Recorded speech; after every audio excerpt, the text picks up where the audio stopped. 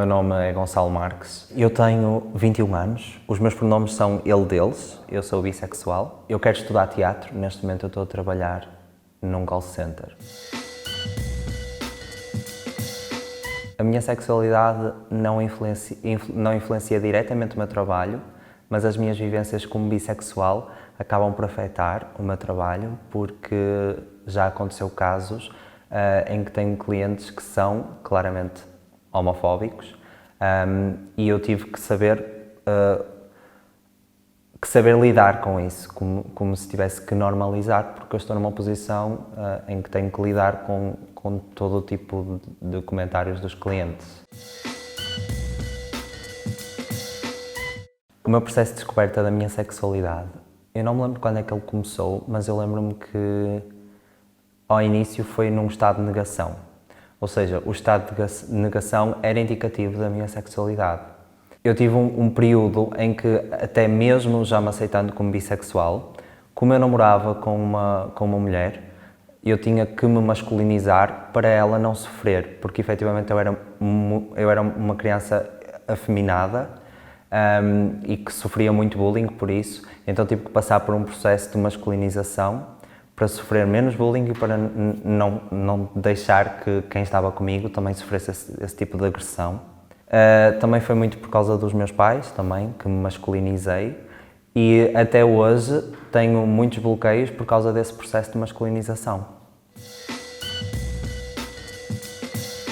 A forma como eu consegui conciliar a educação que eu recebia dos meus pais com a minha sexualidade era de uma forma quase como de tolerância, quase como se a tolerância tivesse que vir da minha parte, porque efetivamente tem que vir.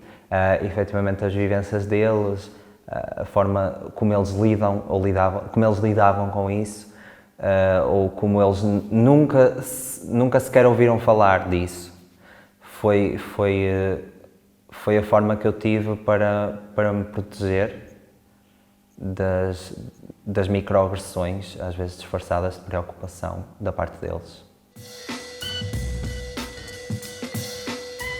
A maior parte do preconceito que eu sofri não foi relacionado com a minha sexualidade, porque eu já sofria preconceito antes sequer de me assumir.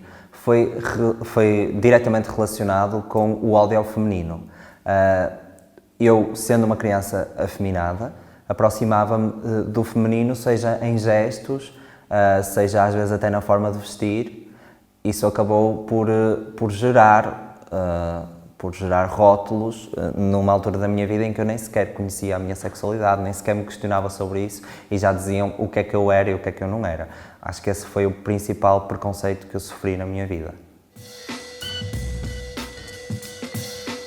Ser bissexual, no caso, é quando tu te sentes atraído por todos os géneros, efetivamente, independentemente do género com que a pessoa se identifica. Há pessoas que tentam levar isso para a pansexualidade, mas pronto, se quiserem dizer que eu sou pansexual também pode ser, mas eu digo bissexual porque acho que é mais fácil para as pessoas entenderem, mas a verdade é que não consigo criar uma linha ou uma separação entre a bissexualidade e a pansexualidade para já, mas podem chamar os dois. Eu só digo bissexual porque acho que é mais fácil para as pessoas entenderem.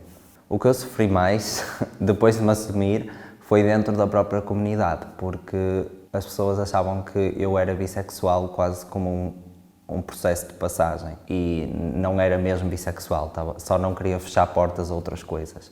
Sendo que não é efetivamente isso, porque eu já tive relações e continuo a ter relações com pessoas de todos os géneros e a sentir atração por pessoas de todos os géneros.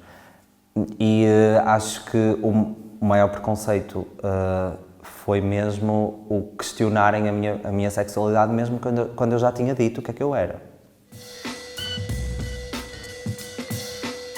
A minha relação com os rótulos é uma relação que, ao início, eu questionei se valia a pena rotular-me, se valia a pena passar pelo processo de sair do armário, se valia a pena tudo isso para no fim eu só dizer que era bissexual, que era uma coisa que para mim era normal.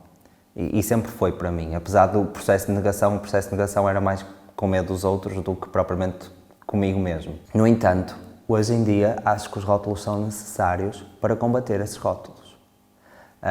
Porque quanto mais pessoas disserem que são bissexuais ou outra sexualidade qualquer, mais se vai normalizar a palavra, mais se vai questionar o que é, mais se vai inserir, ou seja, acho que não custa, efetivamente só faz bem termos a bandeira assumida, no caso.